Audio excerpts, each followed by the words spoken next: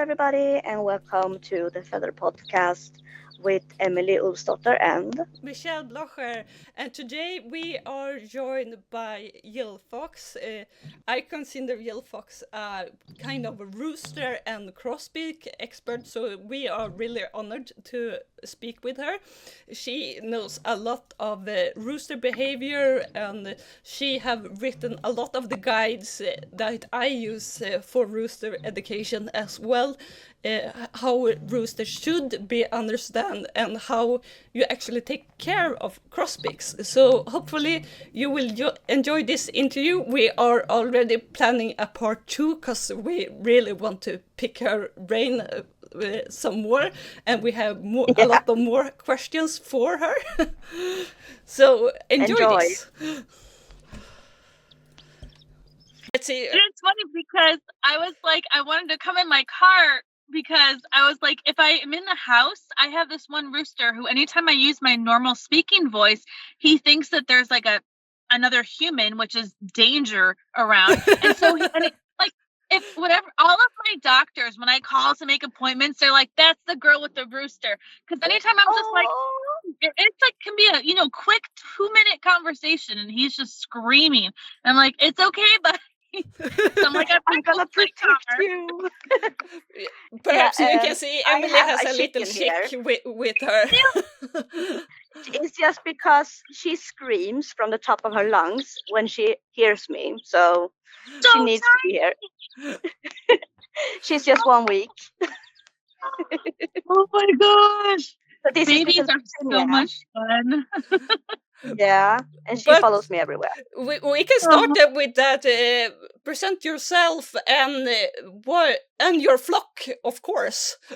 Yeah, absolutely. So I know like the first couple of questions you guys had was about like me, my flock, and how I got into everything. And it kind of, when I've told this story before, it goes all in like a giant, mosh, as it were. So I'll just start from the beginning, I guess. It's kind of similar to everyone else's story, except that I don't have any professional animal education. I did like criminal justice and whatnot, but I've always been very into animals. And so my ex, we were together for many years, and he was very into reptiles. And so he would rescue reptiles, and then as men so often do, say, I got him, now what? And then, mom takes over. And so he would rescue all these different lizards and turtles that were like abandoned or people were abusing or were special needs. And then he'd be like, well, I don't know what to do. And I'd be like, well, you can't just let it die. And so that's kind of like how I got into this, is I started really getting into reptile rescues and needs, snakes, lizards, turtles, anoles, skinks, all that jazz. And so when he said, let's get some chickens, I said, oh my God, no. That was my word also. my alarms. So, okay. Yeah, sorry. Sorry for the people listening to the audio. My phone just fell over.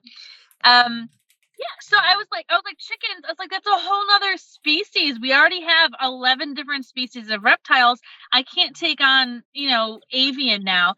But he was like, it's easy. You just throw food and water at them. And I was like, yeah, right. Sure. Right, I know. Like the famous last words.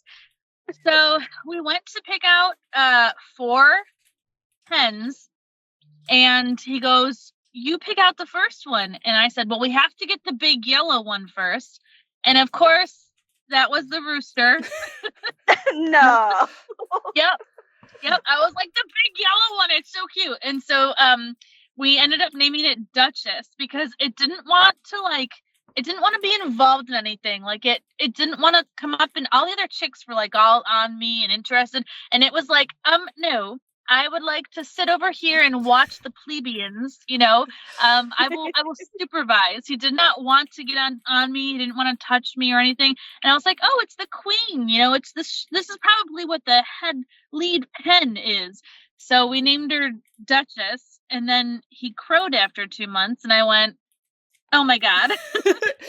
The best name. Yeah. So rooster-like, right? And at that point, the ex was like, we need to get rid of him. Like we can't have roosters here. We're in the city. And the more I researched it, the more when you try to rehome a rooster, their fates are so exponentially decreased. Like they're going to be, if they're rehomed, they're going to be rehomed to somebody who probably wants to eat them or might abuse them, or they're free ranging in their disposable security. So very quickly, I didn't tell my ex, but I was like, yeah, I mean, we'll see what happens. And I bought a chicken diaper, and I brought him inside because I was nervous about the neighbors. And that's kind of where the whole beginning of roosters started for me. But before I even really knew that this guy was a rooster, what happened was I came upon a Facebook post of someone who had a crossbeak chicken. And I said, well, I'm dealing with special needs reptiles. How difficult could a special needs chicken be? And I kind of just quick Googled what a crossbeak care was. And I was like, I can do this. It's no big deal. So I adopted a little baby chick, and it was about a month or two roughly behind the rest. And so then I got it a friend, and that's that crossbeak chick ended up being a rooster. And as I was like, well, I can't rehome the roosters because I'm getting them chicken diapers. And then I ended up, getting friends with all of my neighbors and making sure they were okay with it and that nobody had any problems or to message me first if they did. It just became like this big, long, project of mine where I wasn't going to get rid of them. I loved them too much. And the crossbeak kind of took off after that as well because there were, two roosters in the flock and I watched their dynamics. It was about August 2021 when I became one of the admins for the crossbeak group. So I had learned to tube feed my crossbeak because it got too severe at that point. And so they kind of asked me to join based on all of my super religious and documentation of crossbeaks and what he had been doing up to that point and what a collapsed tongue looked like and being able to get good pictures of things. But the crossbeak group already existed when you came to be an admin. It's that old. I guess this is crossbeak poultry in motion. You yes. Exactly, crossbeak poultry in motion. So I think it was created by a lady named Dana. I don't remember exactly which year. And then she she gathered more leaders. And Kelly Anderson, I always called her the Alaskan chicken lady. She doesn't live in Alaska anymore, but she kind of led the group and put all of the major documentation and foundation into what the group became. And then so many other people were so great in that. And if you think about it, this was the best way for me to get into chickens because, and honestly, I would say the best way for anybody to get into chickens because you kind of are thrown into the fire on knowing oh my gosh, okay, so how do I hold a chicken? How do I hold their neck? How do I give them a pill? How do I, feed them? What are antibiotics? What are all you get really kind of thrown into the deep end on all of those things that you will need when you have chickens. But you get thrown in real fast, real early. And so I was so blessed to have been in this group and to have had all these wonderful women that were so knowledgeable and had all this information already, produced, and then I could just add to that. It honestly is what their positivity and the community of, no culling, no killing their chickens, and we can see them and their quality of life, and we want to, progress them. It is that kind of community that really made me confident enough to say, I need to start a rooster community because everywhere else I saw online, it was just my rooster attacked my child or my rooster attacked my wife. And everything out there was just I usually link the Rooster Allies post about children and roosters when the people in Swedish group say, but call that rooster immediately. But rooster and children do not belong together. They are like opposite ends of each other. Why not respect the rooster and how she sees a child? But the chickens you have now, do you have the original roosters that you started with? Are they alive still? Yeah. So the very original rooster, the Duchess that I started with, is honestly the core foundation of why I got into roosters. Obviously the crossbeak got me into the crossbeak and special needs directions. But Duchess, so I know we're gonna go over this later, but he was very aggressive, very high strung, high anxiety, high stress. He did not want to be held, did not want to be touched. And, going through his first year of puberty and hormones was wild. And I didn't know what I was doing.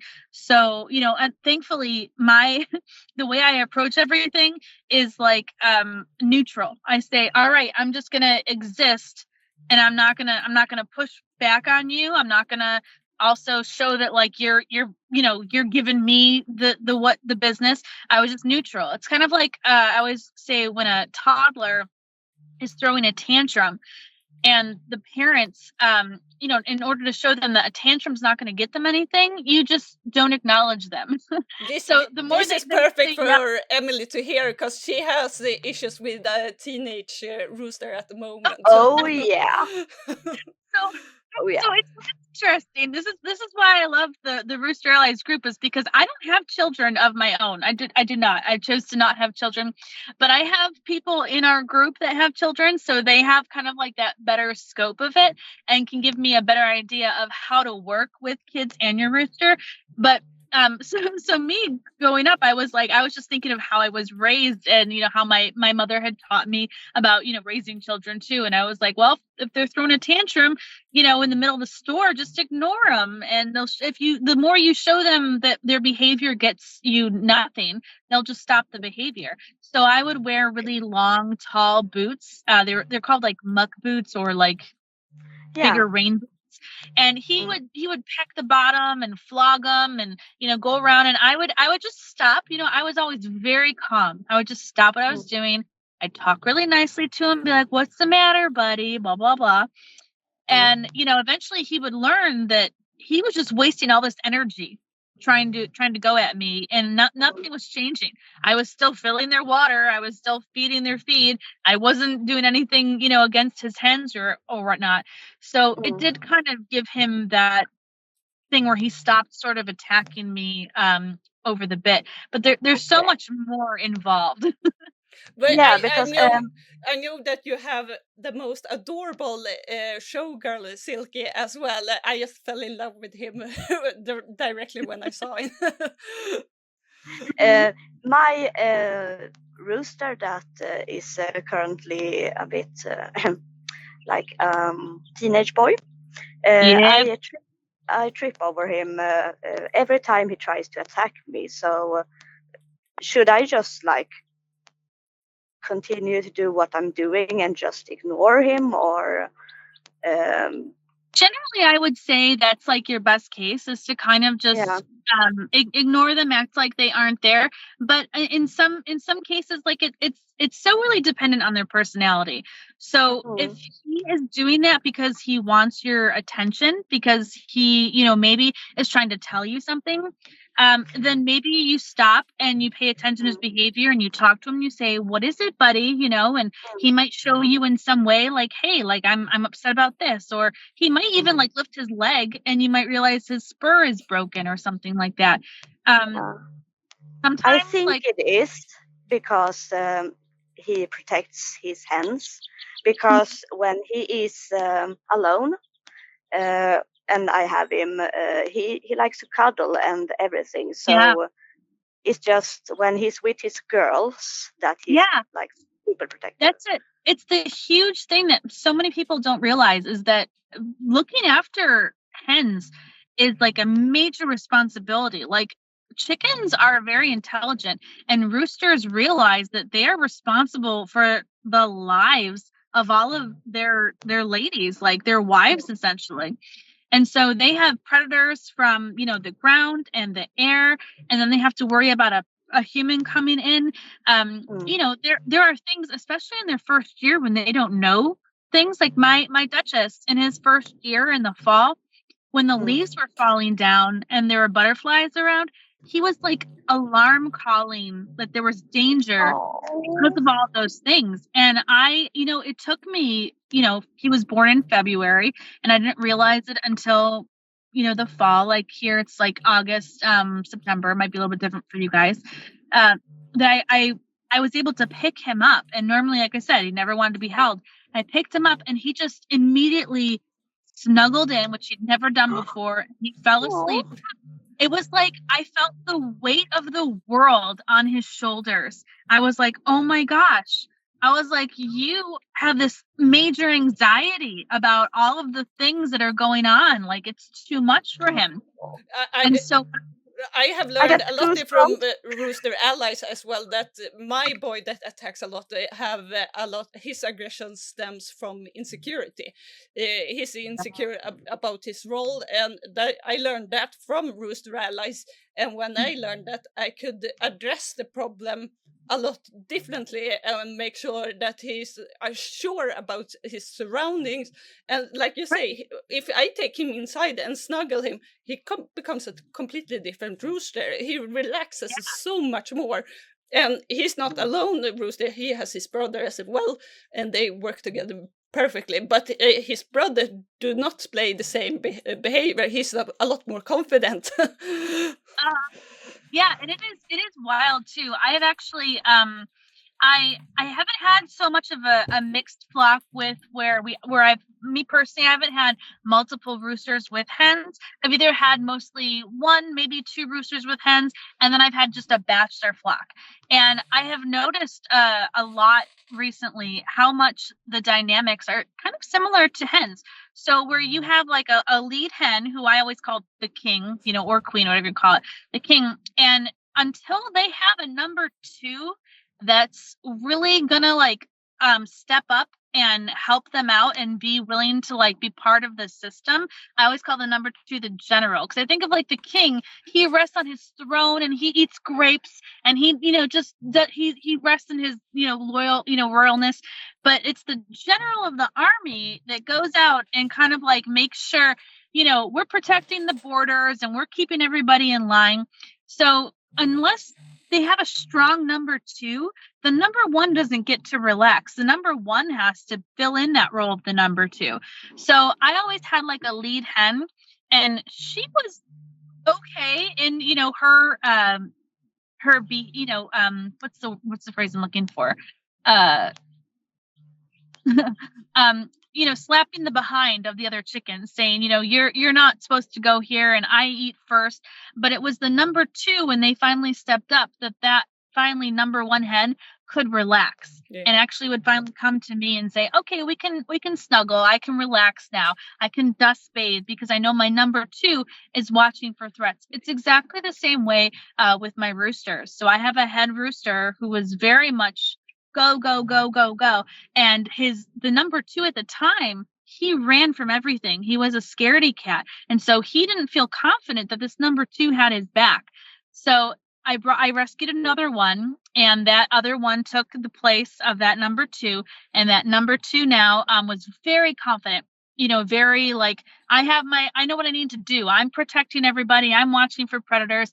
So then the king could finally relax. And it has been amazing to watch him just like totally calm down after years. And like I pick him up and he just falls asleep and snuggles. And I'm like, I didn't know you were such a snuggler. You know, it's so much about the dynamics. I'm still researching it, but I kind of do feel like most flocks work best with at least two roosters. Yeah, because that kind of bursts the myth about having one rooster to 10 hens as well. That you don't. Many think that only can have one rooster, but I had 3 roosters with hens for many years, and they worked together perfectly. And mostly stems from my lead rooster, who was so set on having straight rules for everything, so everyone know where they had their place. Mhm. But how many Well, I roosters do you have now? I think I have 11. Lost count. Yeah. I do, because everyone's kind of in a different spot. So I used to have a bachelor flock of about 7, and then people would get sick, and then some of them did end up passing, and then dynamics shifted. Like I said, I rescued a new one, and he took over the second in charge, and so things just kind of they flow and they change. And so I have 2 outside, and then I have a bachelor flock of 2 and a bachelor flock of 4, and then 1 that can't be integrated with anybody, which is Duchess still. I think I saw that you have posted a lot about Duchess having some respiratory issues. If you can explain some of that. It might be Fred, actually, because Duchess is actually, despite Duchess's personality issues, he's extremely healthy. But Fred is also white, so that they're both. That might be where you confuse them. Fred has a chronic respiratory issue. It's like people say respiratory, but I actually prefer to call it sinus, because it's not so much in the lungs as it is up in the nasal cavities and the eyes. I had a hen with the same issue. Yeah, they kind of call it like a mycoplasma, and whenever anyone hears that word too, they think the mycoplasma as like a death sentence. But there's actually, it's called MG, mycoplasma galliseptum or something. But there's actually several different types of mycoplasma that also start with G that are not they're not highly contagious, they're not highly lethal, and he has one of those not highly contagious, not highly lethal issues. It's not the death sentence one. And so when I first got him diagnosed, I said, can I keep him with hens? And they said, yeah, because your hens, if they're healthy and have a healthy enough immune system, they'll just fight it off, and it won't be a thing. And so he's just has a really poor immune system. He's highly resistant to so many antibiotics, and he's kind of been a roller coaster since I got him in 2022. And I think it was on Valentine's Day, actually, in February. And so he's just always been like, I can't even talk about him anymore to say I think he's dying, because I become the girl who cried wolf. Because he's on his like 38th life. He's just constantly up and then down, up and then down. He'll have like 3 months on, 2 months off, and then 6 months on, and then 2 months on. It's just, it's wild, but it's manageable. There's a lot of things you can do for palliative care to kind of keep them happy and going, even if they are resistant to antibiotics. But it is so great that you say that a lot, because people think as soon as they hear some name of a disease, they call right away, because they don't even try.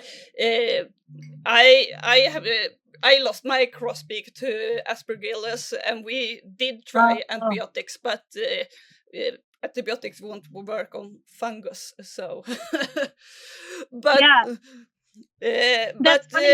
if you can, one of my one of my crossbeaks recently had Aspergillus as well, and we had to use an antifungal. Voriconazole is what we ended up using, and he did recover. But he had days where I thought he was gonna pass. It was tough. It's a tough medicine. With my crossbeak, it was more than the fungus, and his kidneys started to fail as well. My vet said that most likely he can't take the medication, and he had such a severe scoliosis that he was most likely end up paralyzed later in life. So I spared him going through that, and I saw on him that he had given up. But I without crossbeak polygen motion, I would never have gotten him, because my love for crossbeak grew with the group, and I truly loved the experience, even if it was for such a short time that I experienced a crossbeak. But Emily has a crossbeak that works as a therapist for elderly people. Yeah. He actually goes. I do. Yeah. Sorry, I don't mean to interrupt you, Emily. I just want to make sure I talk to you as well. Is that the meds that they give, those antifungal meds, it like because so many people deal with that when they say, oh, should I have given them the meds or not, and they feel guilty about the treatment options that they pursued. And I lost my hair tie. But a lot of my vet explained to me that the fungus medication, often when you stop with the fungal medication, the fungus comes back. You can never really treat away the whole fungus. And that's exactly what the vet told me, is that it was basically giving them this medicine was like going through chemo for cancer, is that it may cure them, but it also might kill them. Like it might be too hard on their kidneys and their body, and they might not be able to make it through. But in the off chance that they somehow can pull through, it could, they could have a comeback. So, I just want to make sure that too, that like, because that is so hard. I know the guilt of like having to make those decisions of saying, well, did I give him the meds? Should I have tried something different? And I just want you to know you were right on track with like doing the right thing. And I have put down 2 of my chickens at the vet office, and I do trust my vet that much that when she says it's time to let them go, I do trust her, even if I don't want to do the decisions. I know, because I lost a hen to E. coli as well last year. That's so tough too. I lost one as well, a rooster, last year as well to E. coli. But so I'm sorry. You said that you have a crossbreed chicken that you take to the elderly. Yeah, it's a rooster, and I think he's how old is he now? Turning 1 soon, right? Yeah, he should. I think it's in June. He's turning one. Oh, so really he just young. learned to crow. But what fascinates most with her crossbeak, that the beak is so severe, but he still eats normal food and don't need tube feeding or mash, and still gets the food into him. He has actually learned to scoop up his feed with his lower jaw. Oh, that's phenomenal. And he can eat as long as it's pellets that are mashed, so it's not a whole pellet. And if the bowl is a bit deeper, then he has no problem at all with feed. Yeah. So I'm very relieved, because I've seen Michelle when she's been tube feeding, and I'm a bit scared of doing that myself, but I was prepared to do that. So I'm very happy that he can eat by himself. And he actually, I was like, I'm never going to have chicken, I told Michelle. I scared her away from having chickens. Oh yeah. When her crossbeak died, I cried so much. And I was like, I'm never going to have chicken. But then this little guy just came by, technically. So last So was that summer, your first? Yes. So you started in special needs, like right off the bat. Yeah. He was running around on the street at my partner's job. And he was running around, and it was, I'm just wondering how he wasn't hit by a car. He just looked for someone to pick him up and cuddle him, because he was so sweet and just looked for attention. And when I brought him to the elders, he was he just walks right up to them and picks out usually the ones that are, that has most problems, that might be the most, has severe dementia, or they're very intuitive and stuff like that. Yeah. And he just walks up to them and stays with them for the rest of the meeting. And he just lets them pet him and everything, and he's so calm and lets them do everything with him, and he's so happy with it, because I can see how content he is when we're driving to the elders. He just jumps up straight into the car and wants to work. That's amazing. Yeah, I'm so happy, because that makes me like I know how birds. I started out with ducks, so I know how Okay. much they helped me, Mhm. and to see another bird help other people as much Right. is like I can live for a month on just those moments. It's amazing too. They say like, we've seen dogs and certain other animals that can sense, when people have cancer or when they're pregnant before the woman knows and things like that. One of my chickens, Duchess, again, he's very Oh, intelligent. So he's got a lot of props, but he's got a lot of negatives. But he's crazy smart. He actually can tell me, when my glucose is going low because I'm hypoglycemic. So yeah, there have been times where like my glucose, was really crashing, and he would come up and he would just incessantly start like trying to keep me awake, because when it's crashing, you get really tired. And he's like, mom, and so it's really oh, amazing. There's so many untapped things that we don't know about chickens because the population has seen them as livestock and not really given them a chance to have the credit that they have. So that's the they tend problem to in be as Sweden. smart. Yeah, they say Yeah. they can be smart as like an 8-year-old. Now I say as smart as because I have some that are sweet as pie, God love them, but they're dumb as rocks. But then I also We have those too. Like they yeah, share one brain cell. yeah, I have one that I call. Do you remember that old video game Pong where it was just like a ball that bounced? So I say that's Yeah. her one brain cell that just bounces around in her head. Her name's Pong. Um, Oh, that's yeah. a So spitting image for several of my But boys. yeah. asking on the topic of crossbeaks, what do you think people actually should know about crossbeaks? What are the biggest mistakes people make about crossbeaks? The biggest mistake I would say people make about crossbeaks is thinking that they don't have the quality of life simply because they can't taste their food if they're I always take the most heinous example, the most severe. So if they're we'll say tube fed, because obviously if a crossbeak can eat on their own, it's not an issue. Or if a crossbeak has to be like hand fed torpedoes, they're still tasting their food. It's a little bit of time. But I always like to take the example of their tube fed. So it's the most severe case. And people say, well, what kind of quality of life is that? And they assume that they should just call them because they can't eat. And I say, well, if I couldn't taste my food, would that be a reason to kill me? Like, would I want to die and commit suicide because I couldn't taste food? No. Chickens are just as complex as we are human wise.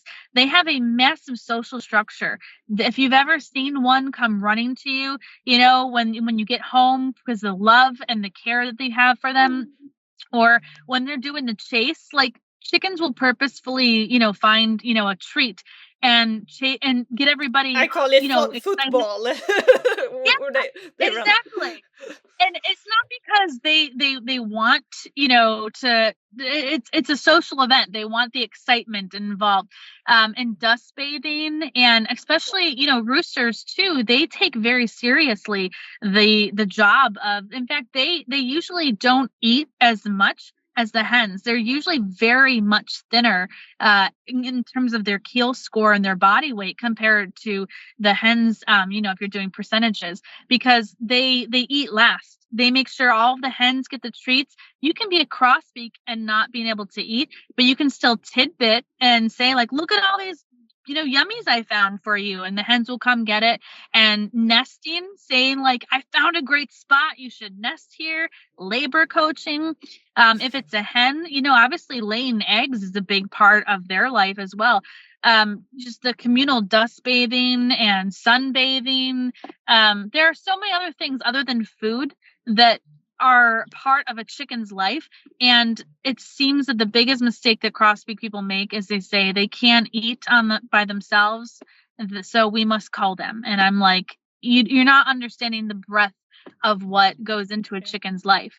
It is one of the biggest parts, in addition to roosters, because I know that those questions are going to come up about how to handle, roosters and bachelor flocks or roosters that are attacking, is that humans in general have a really hard time putting ourselves into another species or even just another human being's shoes, as it were. we tend to think of things as I, like, what did I do wrong, or how would I feel if I couldn't taste something? And we really need to kind of like step back and analyze it as a whole and look at everything that goes into a chicken's life before we kind of make those assumptions. I love that you have so much experience with the behavioral things. I have learned so much from Rooster Allies, and especially how the social dynamics between roosters. But many don't That's know one about the. You want to ask something? Sorry. I just realized that my crossbeak is an asshole because the thing you said about the roosters seeing to that the hens are eating first. Yeah. This one, he chases the hens away because he is the one that should be eating first. But he hasn't gone through puberty yet. Give him time, and he will eventually be the biggest gentleman, I promise you. But yes, yeah, I hope so. And they're still going through that. It's a free for all. It's you and me still in the same range here. But what I wanted to ask, how your biggest advice setting up, how should people think if they want a bachelor flock of roosters? What are some moments to think about when you're setting that up? Sure. So, unfortunately, a lot of people, when they're thinking about a bachelor flock, it's because they already have existing roosters. And so it's not always easy as saying, oh, I have no chickens and I've decided to make a bachelor flock, and I can pick and choose exactly the perfect personalities and the perfect age ranges to put together. It's usually more of, oops, I have too many roosters and let's figure out how to do this. So there's not always like a perfect one answer because everyone is so different. But I will say the younger they are integrated is easier. So if they're within that, like, under a year old, it's easier to kind of integrate them through. There will always be, just like humans, one or two people that we just will not get along with. And it usually comes down to the ones wanting to be the alpha male. I know this sounds like a crazy idea because everyone sees a rooster and says they all want to be alpha males, but it's actually not true. A lot of roosters take on that role to be the alpha in, a hen, in a situation with hens or whatnot, because they feel like it's their responsibility. But there's so, like I said before, there's so much stress involved. They're trying to get the hen's attention. They're trying to be loved. They're trying to be appreciated. They're trying to find them snacks, but they're still hungry. They're trying to protect from predators and yada, yada, yada. There's so many things involved that most roosters are usually overstressed when they're in a flock. So when it comes to a bachelor flock, a lot of roosters are kind of happy to take on that non-alpha role. They're kind of happy to say, all right, you know what? I don't have to be the king in charge. I'm happy to be like, third, fourth, fifth on the totem pole. So it's only those few exceptions that are really like, I need to be the alpha male, like a little bit crazy. Like my guy Duchess, he's actually okay being not full in charge, but he has his own issues. But so the other boy that I have that is my leader in my bachelor flock is Wilbur, and he is the exact opposite of Duchess. He is not smart at all. He is. I love him to death. He's the I call him my silky, right? Wilbur is the silky. I know. I'm ruthless. I mean, I'll say it how it is, but he is so sweet. He is like my soulmate, but he is not intelligent. I don't think he really knows his name. He just knows the tones in which I am calling for him exactly, whereas everybody else knows their name. But it's funny, I'm still researching this, and there's still, unfortunately, I could go in so many different directions. We'll get back to that. But so I'm still researching testosterone in roosters because I've done x-rays of several of my roosters, and the vets have said on multiple occasions, his testes are huge. So, and he's very instinct driven. He's very much like, I need to mate mom as much as possible. I need to show everybody that I'm on the top and nobody else can be on the top but me, sort of thing. And so he has, if there's another alpha male that comes in, it's an immediate spar. He will not give up. He will actually go to the point where he will like injure himself attacking another rooster that thinks he's going to be alpha. But generally, like I said, most other roosters will say after a little bit, it's not worth it. You can be the alpha. I didn't want it that bad. And then they'll all get along. That makes me think of another question that I have, because I posted in Rooster Allies a few days ago about my roosters barely mating anymore with the hens. Slackers. I wanted to increase my flock and hatch them, but I struggled with infertility because they don't mate with the hens anymore. And I noticed that I think it was some admin that said that just with time the testosterone fades away a bit and mating doesn't come as important. Is that what you say as well? So that's a little bit more of an undiscovered area. There's, well, not so undiscovered, but there's like lots of layers into that. So obviously their first year, maybe 2 of puberty, is they're gonna mate like crazy. I did honestly notice with my first rooster in his first year that when he would mate, he wouldn't actually have sorry, podcast listeners, semen, chicken semen would come out. He wouldn't have a large load, as it were. But as he grew older, like maybe, into the end of his first year and into his second year, he had a larger capacity that would come out. So I do think there are probably, age level fertility things that happen along the way.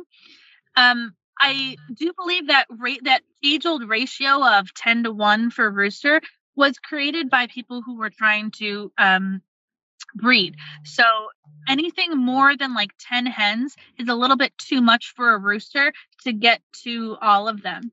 And so that's where that age-old ratio comes from. And it's not applicable at all to having a happy flock. It's just applicable to having a fertile flock. And you're right. Each rooster is going to be a little bit different in terms of how much they're going to want to mate. I have some who are so laid back. The Fred, the one with the sinus issues, he's just been such a chill rooster that he can be one-on-one with a hen and there's no problem with overmating. He's got to do his dance. And by the time he finishes his dance and the hen's already squatted, got bored and left. And he's like, wait, I'm not finished. Your opportunity, buddy. Whereas I have had also like Duchess, my crazy guy, he will chase down a hen, he will knock her over till she's flat on the ground and then do his business. So really, I know it's like I know it sounds like a cop out to say it depends on the rooster's personality, but it really does. If you have a rooster that's a little bit more engaged or one that's a little bit more laid back, you're going to have different fertility rates. I never had any issues, even when I had 3 roosters to 7 hens for many years, and I never had an issue, but I do have silkies, and they are more laid back. My boys do not mate unless the girls do squat. They never force mate with the girls. That's what most people want in a rooster. I've seen most people don't want the hens to be forced, and I'm always just like, it's nature, let it go. But they're always like, no, I want consent. They put their human, but I want it to be consensual. And I'm like, I think it's called there's a word for it. I can't think of it off the top of my head. Where you put your human stuff onto the chickens and. Yeah. But I think you have reached a lot of the questions we had, but like we always ask our guest is, what is your opinion? I know that you have a lot of special need birds, but what is your opinion about special needs? Well, that is all I take in now at this point. So that kind of says a lot about my opinion on special needs. One of the big things about them is not only is it obviously from a selfish point fulfilling to the human, it's great to watch something grow from that was going to be killed or culled or couldn't live on its own or, had a limp and you got them through it and now they're thriving. Is obviously a great human feeling. It is I feel like those special needs chickens, they really understand that you are helping them. Kind of like when you are feeding a grosbeak via tube or hand fed and they start running to you to say, "Oh, I'm hungry. Let's get some food." It's the same thing. They know, they have that intuition that you are helping them. I've had roosters who have broken their spurs off and I didn't know they were outdoors. And I come up and they get in my face and I'm like, you're acting weird. And it's because they're trying to tell me, Mom, fix this, it hurts. And so they are very emotional. They have a very wide breath as well. If they could be, intelligent, they can be just as emotional. And so that getting used to being handled and that understanding of I am helping you and it's a regular daily sort of thing with special needs, I feel like that bond between owner and chicken is so much stronger than some of, say, your more normal chickens. My original, 4 that I got, they were not special needs, and other than Duchess, I call him special needs because he's such high anxiety. They're so unpersonable. Like they really, I am just a meat source to them. I bring food and that's it. They don't want to have anything to do with me. They don't want to cuddle with me. They don't want to have an interaction. But all my special needs, who I have to spend that time, I have to, stretching their legs, recuperating them from, a dog bite injury that I rescued from somewhere, or, every day tube feeding them, or going through and getting, their feathers unpreened, their crossbeaks and whatnot. That bond becomes so much stronger and you receive it. Like if you give 10% to a chicken, you receive back 100. And I have never seen that in any place in the world, so much as I've seen with animals, because it's such an unconditional kind of love. Even your own children grow up and eventually, and you can give them the world, and they're still like, "Mom, I want a car," But, animals, they don't get to that point. So, it's really such a kind of blank slate when what you give is what you're giving back. Even though a lot of people see sometimes when they're tube feeding and they see that they're struggling, it's like, no, they're just trying to get that tube down their throat. They're not really unhappy. There's just a process of whatever. So I really think that all life kind of deserves that chance. I save everything from, like I said, reptiles to chickens and even, insects. I see spiders that are stuck, or I have a couple of bees that got stuck in the grill's grease trap and they had grease all over on them. Running down a bee with Q-tips and Dawn soap and letting it run off. And everything kind of deserves that chance. And I think it's wonderful that we have these groups and these people in place that know this information, like a whole Crossbeak group and a whole Rooster Allies group, that we have, so many of the answers that you may need to give these ones wonderful lives. That was an excellent ending to this interview. Unfortunately, we only have 60 minutes when it's Teams for Free, so sure. we have 4 minutes left. But yep. I could talk, like I said when I talked with you, talking with the crazy chicken ladies, we can talk for hours. Oh yeah. If you ask me about my personal life, I'll tell it to you in like 5 seconds, but when it comes to chickens, I could talk for forever. So happy to spend any time. It was such a pleasure getting to talk with you ladies. Thank you I so hope much. We can do this again sometime, because I feel like it's just a fraction of everything. So I want to know a bit more, of course. Yes, I have so many questions about how you take them to the elderly care and everything too. I feel like you have probably seen so much behavioral things that, would be a great insight as well. So I definitely look forward to doing this again. Yeah. Woo!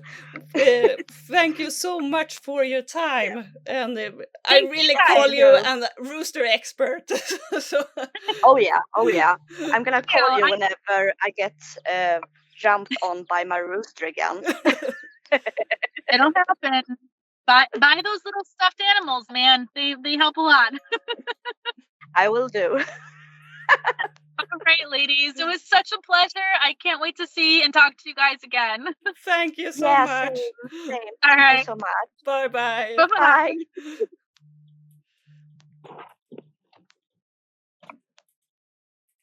Får se ifall den kickar ut oss nu eller något. Jag visste inte att det bara var 60 minuter. Nej, men jag tror att det är det.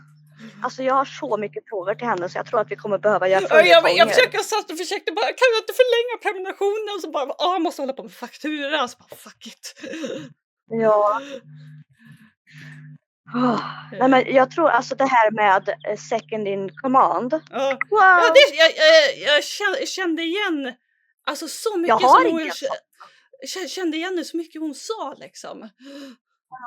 Men alltså undrar om Gunvald kan vara så konstig då eftersom jag har ingen second in command. Ja, det är väl att Lill-Babs kanske måste gå upp till sin roll. Han eller Ove måste ta den rollen. Ove skiter i. Ja. Så länge det finns mat. Alltså han har inte ens kikat åt tjejerna. Alltså han är så himla obrydd så han går inte ens med flocken när han är ute.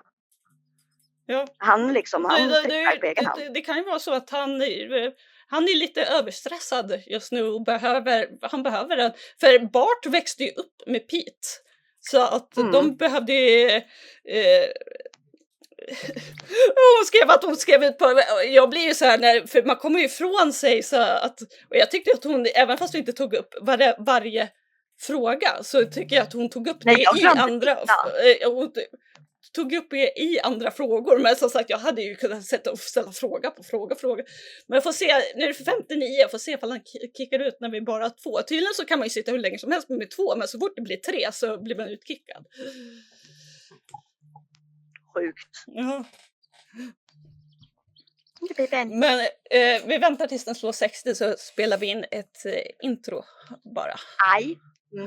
Men som sagt det var riktigt att vi får bjuda in henne igen snart och bara prata. Ja, men jag har så många mer frågor.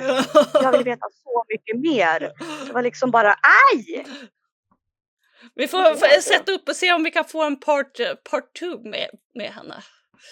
Du, jag behöver part 10. Alltså jag fick så mycket mer.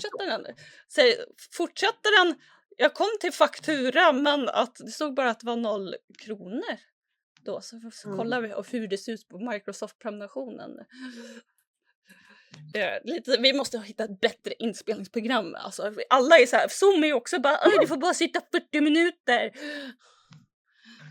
Det måste ju finnas något som är som Skype. Ja. Allt det här med Skype gick ju över till Teams.